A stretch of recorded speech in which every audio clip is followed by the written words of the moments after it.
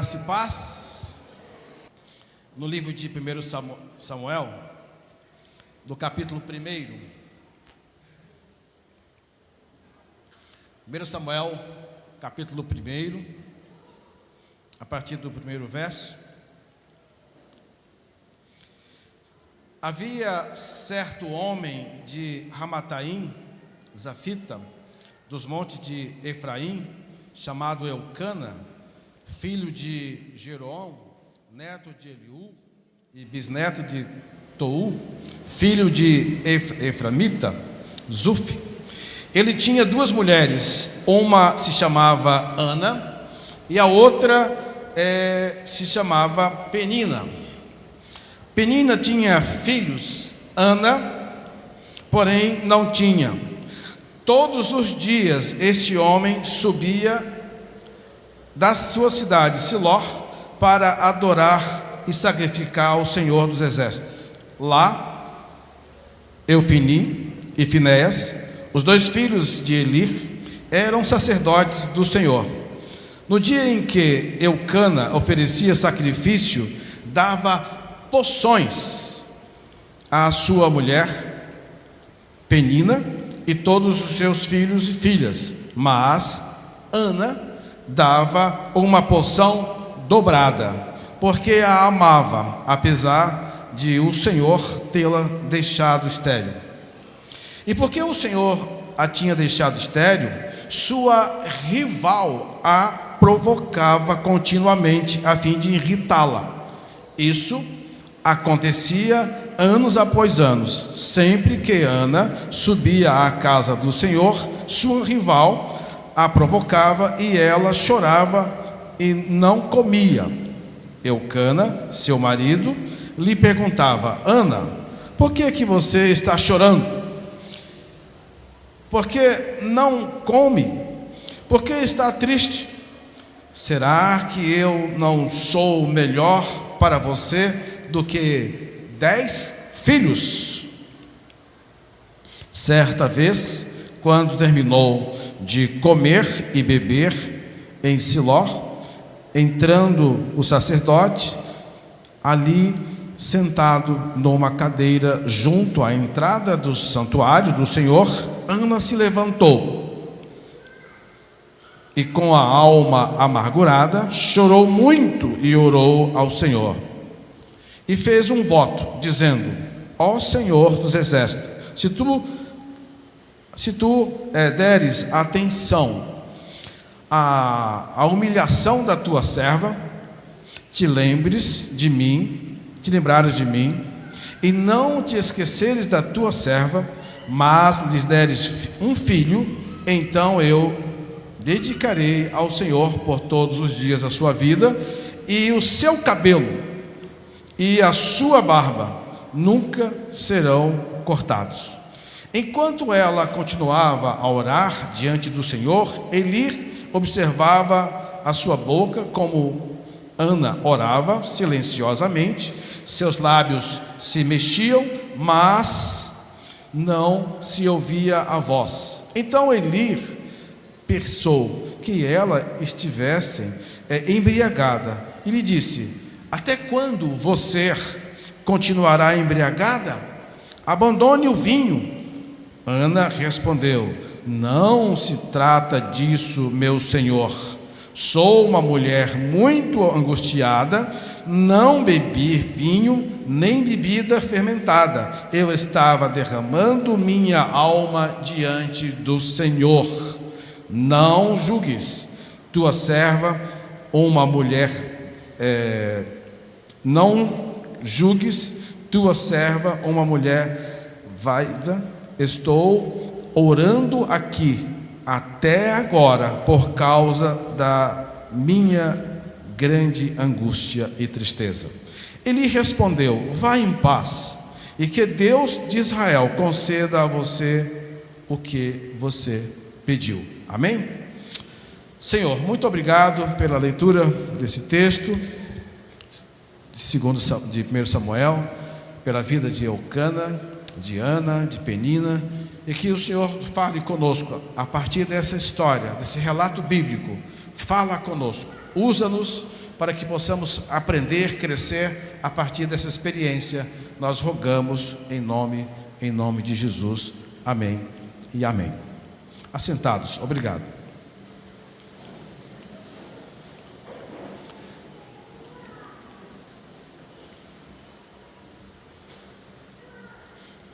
A convivência em qualquer lugar, numa comunidade, numa escola, em casa, com a família, é algo que nós devamos ter cuidado, preocupações, porque nesse cuidado com outras pessoas, nós poderemos ferir as pessoas, mas também poderemos ser feridos. Isso tem acontecido em vários lugares. Pessoas nessa convivência ferem umas às outras. Não se preocupam com o que estão dizendo, com o que está falando, mas estão apenas falando.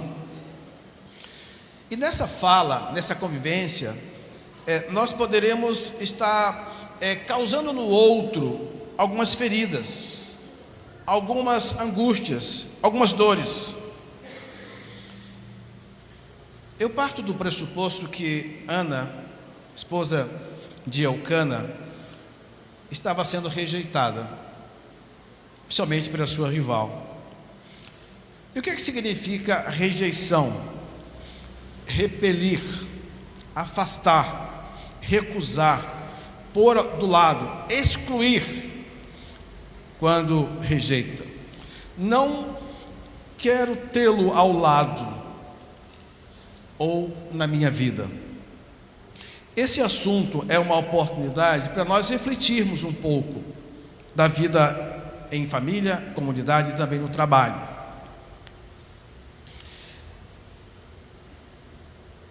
Pode até ser no trânsito, essa nossa convivência. Poderemos ferir alguém ou sermos feridos. Ao lidar com as pessoas, poderemos, além de feri-las, poderemos termos atitudes que não são boas.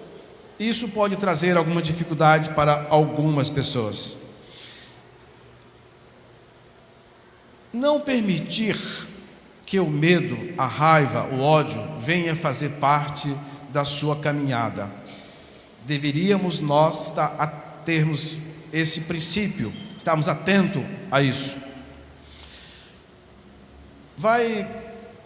Se nós não fizermos assim, nós vamos perder o privilégio de, ao conviver com as pessoas, tanto nós irmos para um outro nível de paz, de harmonia, como também contribuirmos para o outro ir para um outro nível, que estamos levando ou contribuindo para que as pessoas tenham raiva, ódio. No caso aqui nós estamos falando de rejeição. E olhando para esse texto de 1 Samuel, eu tiro desse texto algumas lições, pelo menos duas. A consequência de ouvirmos as pessoas erradas. Versos 6, 7 e 8 vai nos falar algo nesse sentido. Versos 6, 7 e 8 diz assim: e porque o Senhor a tinha deixado estéril, sua rival a provocava continuamente, a fim de irritá-la. Isso acontecia ano após anos. Sempre que Ana subia à casa do Senhor, sua rival a provocava, e ela chorava e não comia. Quem que Ana estava ouvindo? Quem é a pessoa que Ana estava ouvindo? Penina, que a provocava, que tinha a atitude de rejeição, por ela não ser mãe, não ter filhos. Então ela tinha mais filhos, ela tinha filhos, a outra não os tinha. E aí o que acontecia? Ela era rejeitada. Mas além da atitude de Penina, Ana sentia-se desse jeito. rejeitada, não importante. Não só naquela época, mas hoje também ainda temos esse pensamento de que uma senhora, uma jovem senhora, uma mulher que não tem filho, ela mesma não lida muito bem com isso. E aí a sociedade à época dava muita ênfase, e também tinha que ser mãe, e ser mãe de quê? Do menino. Não tinha que ter mulheres. A consequência de ouvirmos as pessoas errada, ouvirmos aqui o caso de Ana ouvindo a rival, a fim de irritá-la, isso lhe trazia isolamento. Mesmo seu marido Eucana, dizendo, se manifestando, cuidando dela, se preocupando com ela, o texto deixa bem claro a sua tristeza. Uma pessoa triste pode expressar disfunções, problemas de memória, concentração, e pode desenvolver até uma depressão. Pensamento, por que a pessoa pode ser levada por esse tipo de emoção, de problemas emocionais? Porque ela está com um pensamento muito fixo na sua dor, no seu sofrimento. Ela não é mãe, no caso aqui de Ana, ela não era mãe, então ela ficava muito fixo com o pensamento que as outras mulheres tinham filhos e ela não os tinha. Ana estava dando ouvido à pessoa errada, por isso sofria, e o seu foco estava na dor. Às vezes, quando eu ou você passamos por alguma dificuldade e nós estamos focando só na dor, no problema e não na solução, nós poderemos ficar parado, mobilizado e não buscando uma solução. Ana, até esse momento do texto, ela ficou presa à sua dor e ouvindo as pessoas à sua volta. Muito provável, não só Penina falava sobre ela, mas outras mulheres, por causa da cultura, que tinha que ser mãe e ter filho homens.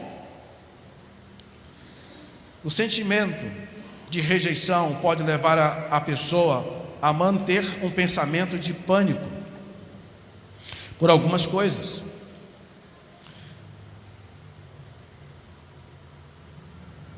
Quando alguém que tem o sentimento de rejeição, se sente rejeitado ou rejeitada, se por acaso ele fuma, ele costuma dizer algumas palavras. Uma delas: eu entro em pânico só de pensar que eu vou parar de fumar. Porque é normal a pessoa não saber lidar com a sua rejeição, então ela sofre com isso. Tem um texto clássico na Bíblia da história de José do Egito, Gênesis 45. O que aconteceu nesse texto?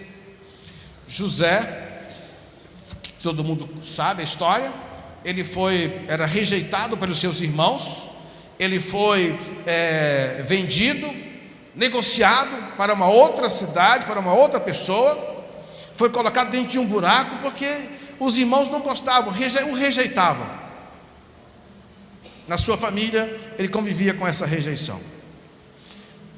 Mas Deus, ele disse, me enviou na frente para salvar vidas, disse José, que todos, a nossa família, iria passar momentos no nosso país, e Deus me enviou na frente. José, sendo rejeitado pelos seus irmãos, manteve o seu olhar na oportunidade e em Deus. Manteve o seu olhar em Deus, que poderia ajudá-lo, e que o ajudou, que o abençoou, não só ele, mas todo o seu povo. Quando eu ou você passarmos por lutas ou alguma dificuldade, vamos estar percebendo, observando ou incluindo que Deus está com você, comigo, e que Deus pode mudar a nossa história, que esse momento que estamos enfrentando, Deus pode fazer uma outra coisa positiva. A minha esposa me contou hoje uma história que ela viu em um filme, que um atleta americano, futebol americano, ele era o melhor atleta, e ele se machucou, teve uma contusão e parou de jogar. E ele dissera para os seus amigos: o que é que Deus quer fazer comigo agora? É esse sentimento que eu e você devamos estar colocando em nossas vidas, diante de qualquer luta ou dificuldade que venhamos a enfrentar, que nós possamos, o que é que Deus quer fazer? O que é que eu aprendo com essa história? Qual é o aprendizado que eu tiro disso? Como Deus pode me usar apesar de... E aí, como cristãos, é muito importante que nós possamos estar desenvolvendo orações, leitura da palavra, ouvindo pessoas que poderão compartilhar a palavra de Deus, ou nos acompanhar nesse processo.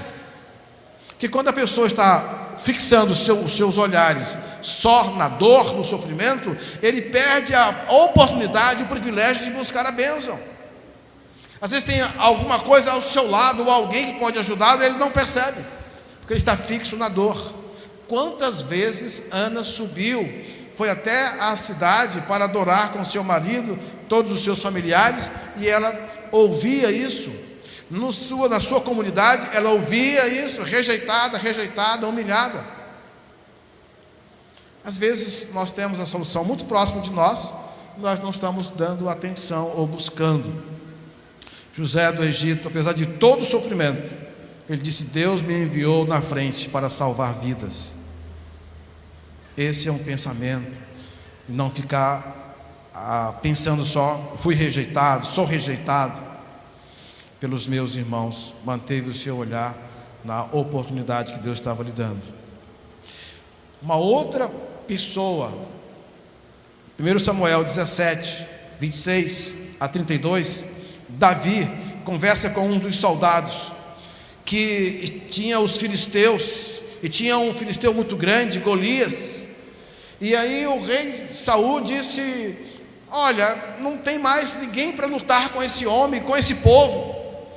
Quem derrotar esse gigante, eu vou dar uma boa parte em dinheiro, em herança, e vou também dar a minha filha, uma das minhas filhas, para casar com esse que lutar, com esse gigante. Os soldados comentavam isso. Davi, por ser um menino de Jessé, que cuidava das ovelhas, chegou próximo e ouvindo os soldados, mas o seu irmão, que o viu à distância, já se aproximou e disse a ele, mais ou menos assim: olha, você é muito pretensioso, o que você está conversando com esses soldados? Davi diz: o que é que eu fiz de errado? Não fiz nada. E Davi depois volta a ouvir o soldado. O soldado lhe conta tudo o que disse antes. O seu irmão Eliabe foi mais velho, irmão de Davi. Davi não deu ouvido ao seu irmão. Davi ouviu os soldados. E Davi lutou contra o gigante. Davi venceu o gigante. Ana estava ouvindo quem? Ouvindo Penina por muito tempo. Por isso a bênção dela não vinha. Estava focada no lugar errado, só no problema, a bênção não vinha.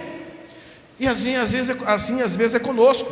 A gente está só com aquela pessoa, com aquele trabalho, com aquela situação, e a gente não olha nada para frente.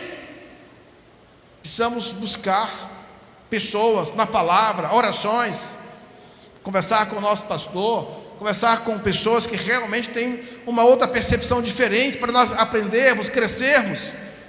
O que eu posso aprender com isso? O que Deus quer falar com isso?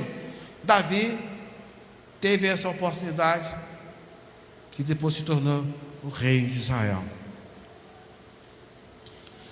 Cuidem para que ninguém te exclua da graça de Deus. Isso está em Provérbios 12, versículo 15. Hebreus 12, 15. Cuide para que ninguém te exclua da graça de Deus, que nenhuma raiz de amargura brote e cause perturbação, contentamente a muitos. Como que alguém pode ser livre ou se libertar da rejeição? Como? Uma delas, bem importante, é perdoando as pessoas. Alguém que se sente rejeitado precisa aprender a perdoar. Era o que Ana precisava fazer, perdoar Penina e todas as outras pessoas à sua volta que a rejeitavam. O perdão é algo que vai trazer a cura, a bênção. O perdão é a solução. A convivência com pessoa amargurada é muito difícil. Alguém que tem um coração amargurado, alguém que tem o sentimento de rejeição, é difícil conviver com alguém assim. Mas o perdão pode lhe ajudar. Versículo 15, angustiada, depois repete o versículo 16, triste, um diálogo que ela teve com o profeta. Uma pessoa assim busca o tempo todo por comparação, busca o tempo todo por aceitação, e ela quer ser validada. E muito que faz parte do seu dia a dia é vitimização. É muito, tudo que acontece para essa pessoa, está sempre se vitimizando, está sempre reclamando. O vitimismo não deve fazer parte da nossa vida. Há um vazio emocional, com dificuldade, às vezes, dessas pessoas dizerem não. Então, Ana não teve a bênção, até agora, a parte do texto, porque ela estava olhando para a dor, olhando para o sofrimento, e olhando para as pessoas, ouvindo pessoas erradas. Mas Ana, o texto prossegue, e Ana, ela, uma linguagem hoje moderna, né? Ana vira a chave. Ana vira a chave. Ana não ficou presa até a parte primeira do texto. Sim, estava presa, isso, sofria. Mas a Ana vira a chave. E como é que Ana virou a chave? Ana toma uma atitude diante do Senhor, se levanta e vai falar com o profeta. Às vezes nós possamos estar enfrentando algumas dificuldades, algumas lutas, precisamos, para não falar a palavra mais corriqueira, levantar-se da cadeira e falar com alguém, pedir a opinião de alguém, pedir a ajuda de alguém. Isso vai nos ajudar muito, muito, muito.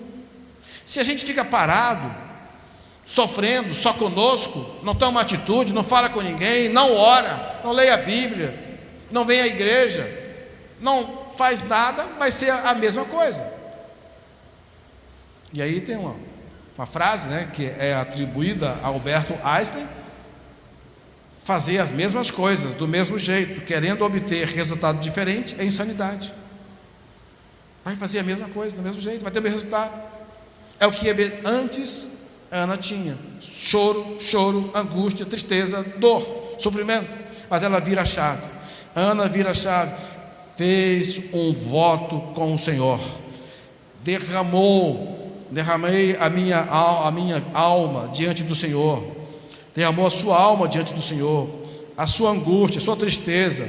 Ana busca o profeta e faz o seu propósito, uma aliança com Deus, para ser uma mãe e se livrar da rejeição. Ela vira a chave. E aí eu queria fazer a pergunta para você e para mim: qual é a chave que eu ou você precisamos virar?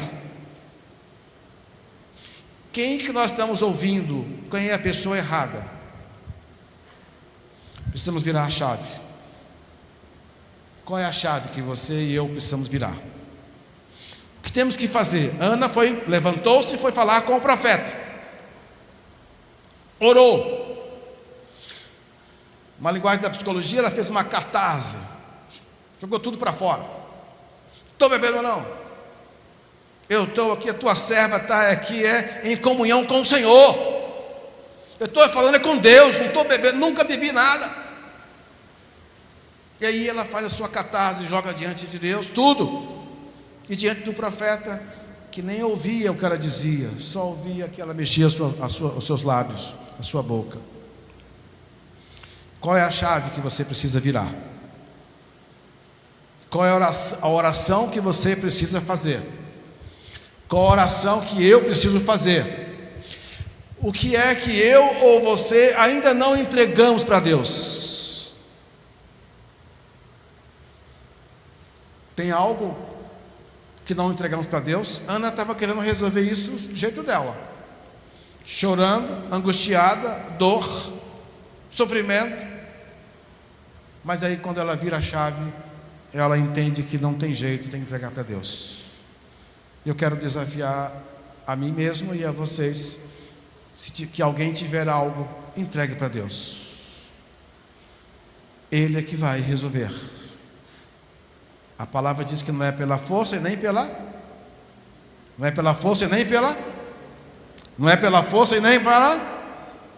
mais forte, não é pela força e nem pela violência.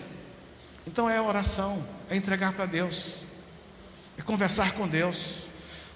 Ninguém muda ninguém. Não tente mudar o outro, que ninguém vai mudar o outro. Às vezes eu posso até contribuir para piorar o outro e não mudar o outro. Ninguém muda ninguém, mas Deus pode mudar. Deus pode usar fatos, pessoas para mudar, mas não é eu que vou mudar o outro. Ana mudou, Ana compreendeu, Ana virou a chave. Alguém que tem esse sentimento de rejeição, também ela passa a ter algumas atitudes de agorafobia. Na definição da agorafobia, ela consta com constante medo, e é medo até da morte, e alguns pensamentos até de loucura. Costuma ter uma imaginação fértil e descontrolar, e ele se vê em situação muito além da realidade e se julga incapaz. Veja como a mente mente. Alguém que é rejeitado passa a ter sentimento, pensamento de pânico, de medo, agorafobia, medo de pessoas, e começa a ter atitudes, pensamentos que ele ou ela é incapaz de fazer essa mudança ou ter tal atitude. Não sou capaz, todo mundo pode, menos eu. Aquele conseguiu, mas eu não consigo. Esse pensamento passa a ser comum na vida de alguém assim.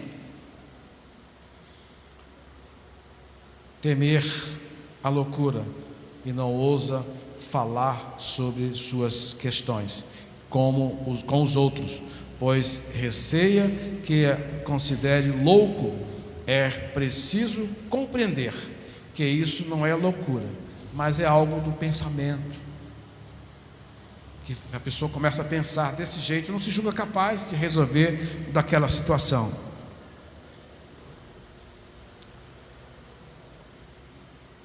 A chave de Ana foi estar com o profeta, orando e entregando para Deus. E assim ela fez. E assim Deus o abençoou. E assim Deus concedeu a ela as bênçãos no seu coração. Concedeu a ela o filho. E agora ela passa a ter esse filho e ela cumpre o voto. Ana, quando faz o pedido a Deus, ela pede um filho. E ela diz o que vai fazer. E ela fez. Deus lhe deu o filho. Depois, todo mundo sabe o nome dele, né? Samuel. E ela vai levá-lo, depois de desmamá-lo, lá no templo. Entrega-o ao profeta. E depois ele vai ser o profeta de Israel. Ela pediu um filho não para ela pediu um filho para Deus. Às vezes nós estamos pedindo muita coisa para Deus, para nós, o ter. que é que você está pedindo também para Deus? Para abençoar pessoas. O que é que você está usando do seu trabalho, da sua convivência, dos seus recursos para abençoar pessoas? Ana queria ser mãe, foi mãe, mas ela pensou no reino de Deus. Que eu e você possamos usar as nossas habilidades, as nossas competências, os nossos recursos, o que temos para a honra e glória de Deus. Se é o seu filho, ore para que ele possa ser uma bênção no reino de Deus. Se é o seu trabalho, que lá você possa ser uma bênção para Deus. Se é a sua casa, que você possa ter a alegria, o prazer de receber pessoas para abençoar pessoas do reino de Deus. Não importa. Ana aqui era o filho, mas você e eu poderemos ter outras coisas que você vai colocar diante de Deus. Caminhando para o final, repetindo, o que Ana fez? O que Ana fez? Primeiro, no começo do texto, ela tomou uma atitude que não era legal. Ela ouvia as pessoas erradas. E ela, consequentemente, de ouvir as pessoas erradas, sofria, tinha dor, sofrimento. Mas depois a Ana toma também uma outra atitude, agora positiva, vira a chave. Ela passa agora a deixar tudo com Deus. Só que depois Ana também, ela volta diante de Deus e ela cumpre com a sua palavra. Uma comunidade de fé saudável pode contribuir para a saúde e longevidade dos seus membros. Uma comunidade que seus participantes, no seu cotidiano, deveria ser inerente no cotidiano, uma convivência com liberdade de interagir a qualquer momento. Está impactando, isso poderia impactar a felicidade das pessoas. Uma comunidade, uma família, onde as pessoas não têm liberdade uns com os outros, de não conversar, de não interagir, que aquele espaço não é para a alegria ou felicidade do outro, essa comunidade tende a sofrer muito. Portanto, eu quero levá-los a pensar que tudo que eu ou você estivermos enfrentando, possamos não dar ouvido às pessoas erradas, mas dar ouvido a Deus. Possamos então entregar a Deus, ter essa atitude que Ana teve, a oração, falando com o profeta, e Deus lhe respondeu. E convivendo em comunidade, que nós possamos ter essa liberdade de viver numa comunidade onde nós possamos ajudar ou ser útil um ao outro a cada dia, e que possamos estar falando palavras que vão sempre abençoar, ajudar as pessoas, e não contribuir para ferir as pessoas, mas contribuirmos para abençoar pessoas. Que o Senhor possa nos abençoar, continuar nos abençoando, que o Senhor possa nos ajudar a sermos pessoas diferentes, aonde quer que nós estivermos, e tudo que nós venhamos a fazer, que possamos fazê-lo para a honra e glória de Deus. Amém?